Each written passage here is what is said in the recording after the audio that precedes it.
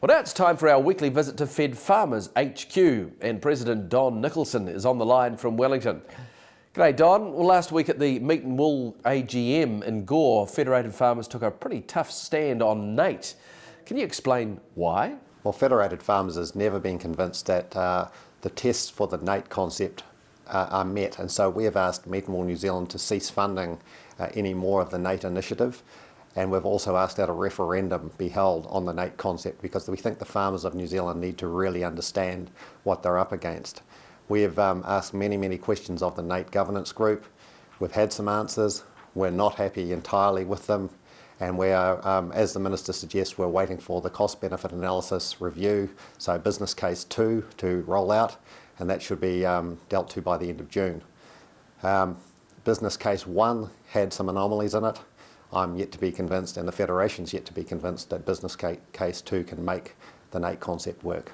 Federated Farmers is clearly unhappy with the banks and the OCR not being passed on.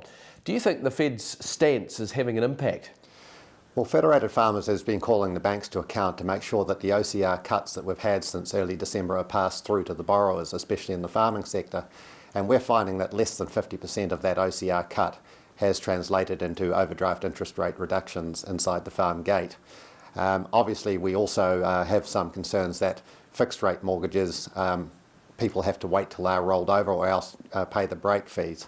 It's just the Federation is mindful of the impact of high interest rates inside the Farmgate. So it's vital that we talk to the banks and get to understand how they make up their interest rate to the farming fraternity.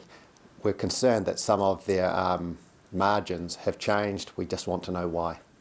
Well, Don, the Federation's certainly been hot on COF testing stations. Do you think this was more about cost cutting than the road safety claims being made? Yes, I think it was about cost cutting. Effectively, a head of department is always looking to cut costs where they can, but we see it as a major change to the landscape for the road users of rural New Zealand, and it was actually going to be a major cost not only to the farmers but to the productivity of the country to close down these VTNZ testing sites. Thankfully, just recently there appears to be a lot more common sense and pragmatism around it, so we'll be continuing to work with VTNZ. We obviously had concerns that